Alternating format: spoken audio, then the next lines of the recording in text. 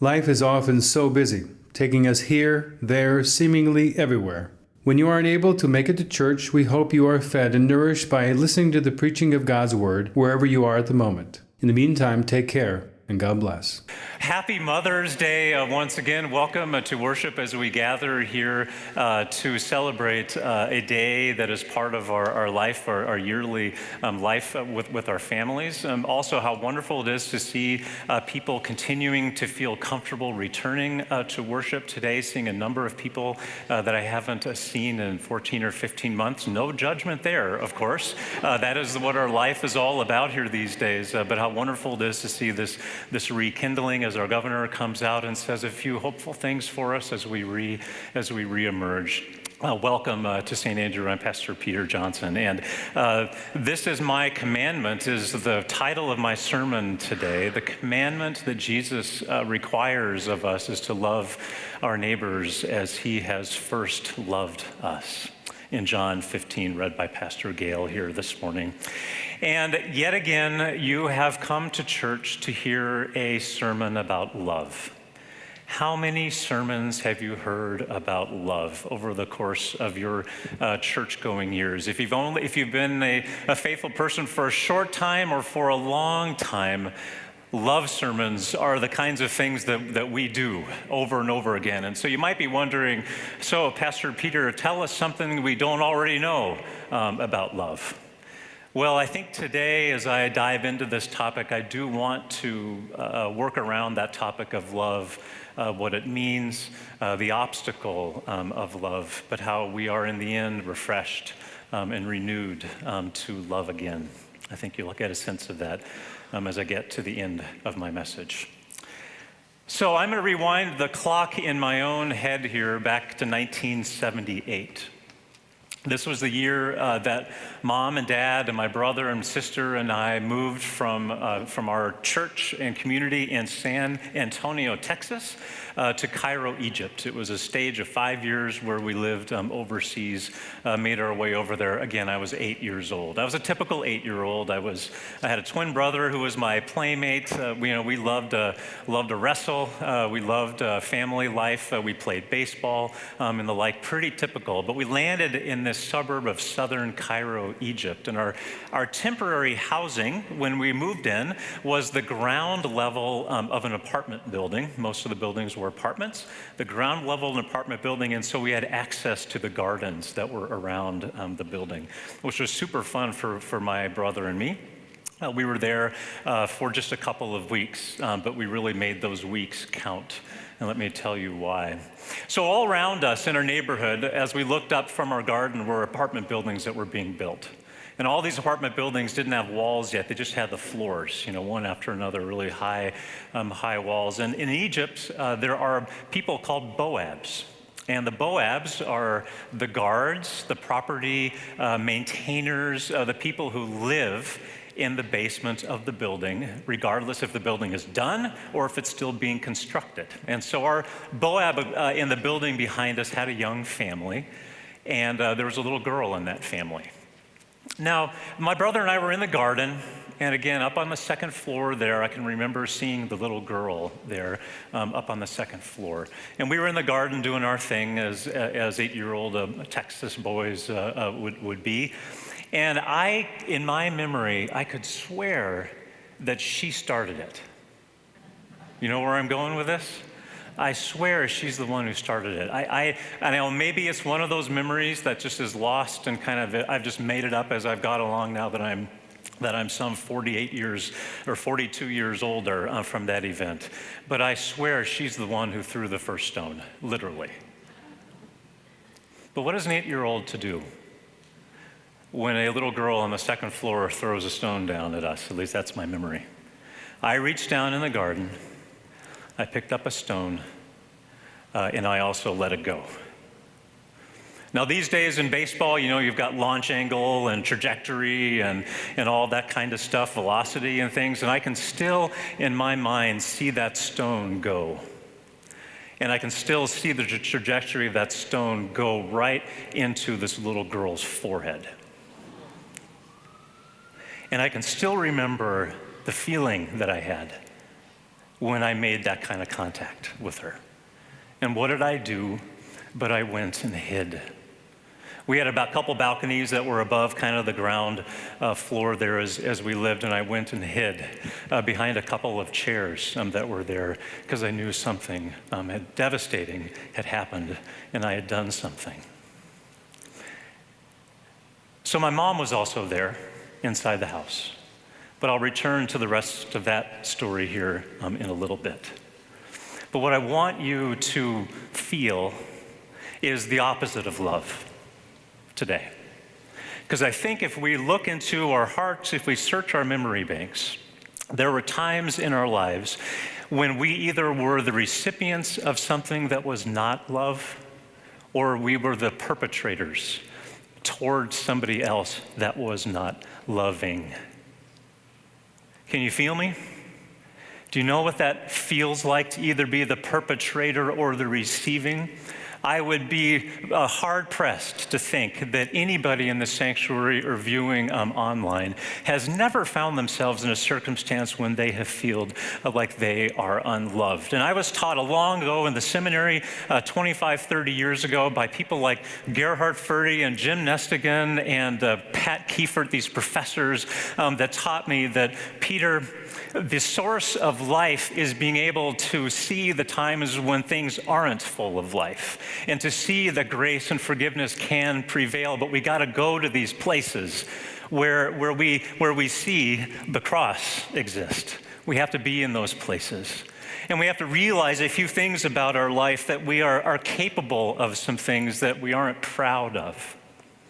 That we have moments in our lives when there's a shoulda, coulda, woulda kind of moments. There are lives and relationships that we adhere to and appreciate, and we love them. We love you. We say, I love you, but then we attach words to them, like, I love you if, or I love you when, or I love you but.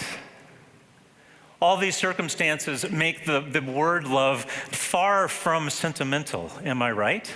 Far more real in the circumstance as we look at ourselves, that we realize that if we think of love and the reality of love, that it is a hard emotion sometimes, and that we could do perhaps a little bit better in life and in faith.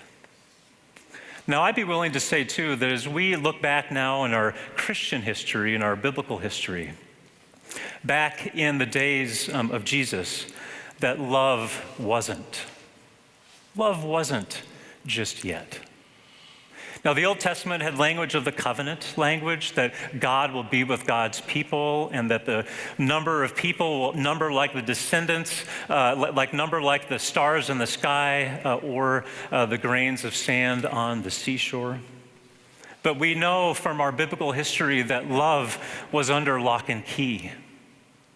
Sometimes I think of it as that old temple structure that existed in the holy city of Jerusalem many years ago, and there was that little place called the Holy of Holies in the middle of the temple where God dwelt, but no one could go there.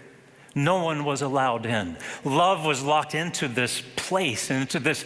Only maybe the Pharisees or the Sadducees who looked after the temple could have access to it or to see it. It just wasn't there yet for people to claim. It was maybe only meant for only a few. In a lot of ways, that's where love was. It was locked down. It was gone. It wasn't real for people. Until we had Jesus come. Jesus, 2,000 years ago, who unwrapped this gift, this holy gift that we know as agape or unconditional, or a God gift love for us and for our world. This was a world where children could not sit on Jesus' lap. At least the disciples thought that until Jesus changed the order of things. This was a world where the Samaritans, who were neighbors of a different faith, weren't capable of being just to care for someone alongside the road who was beaten up and left for dead, until Jesus told the story of that kind of Samaritan. This is a world where women were unclean and unwelcomed.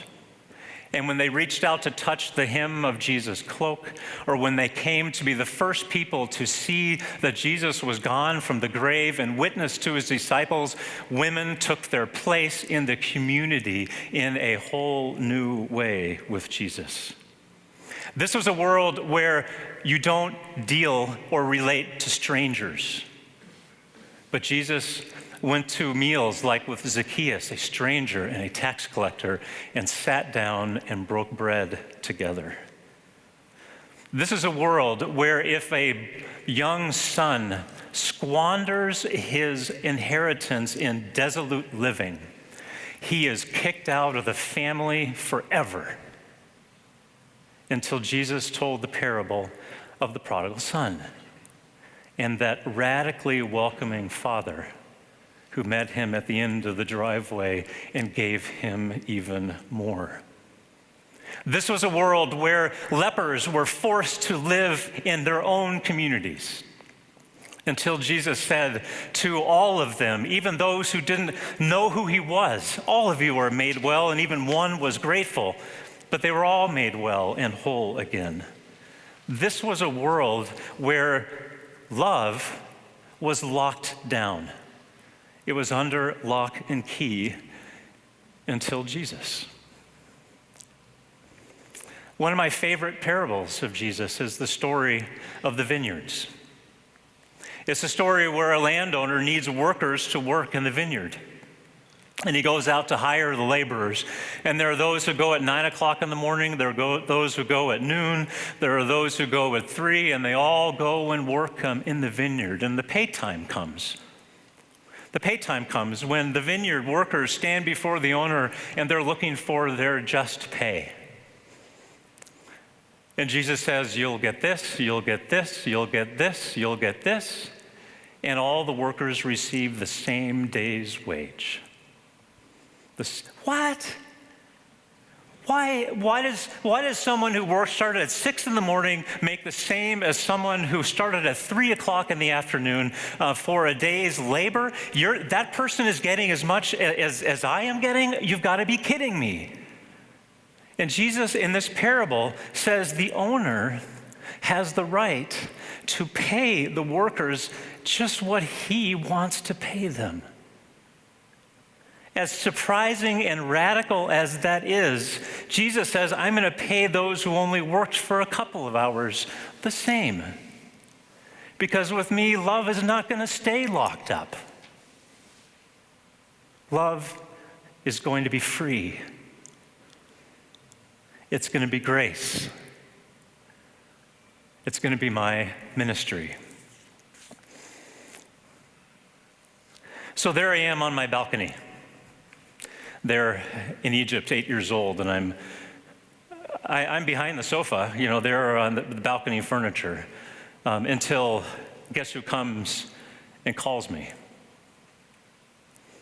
So I emerge from my hiding spot, and I make my way into the living room, where the Boab, the guard from behind our property, had his daughter there, standing in our doorway. There's a trickle of blood running down her nose. And Mom had gone and gotten a Band-Aid and so forth, medicine to do what we could. I mean, we had almost created an international incident, and we'd only been there for 10 days or so. And there I was looking at this little girl and her father, our inability to speak Arabic, their inability to speak English, but trying to find a way to say we're sorry. And they made their way. And then, of course, there I was, alone with my parents. So what is a mother to do? Of course, Mom and I talked about this story this week. And she said, yeah, I knew that you were destroyed inside, Peter. And you didn't need any more of that from me. So she loved me. Right?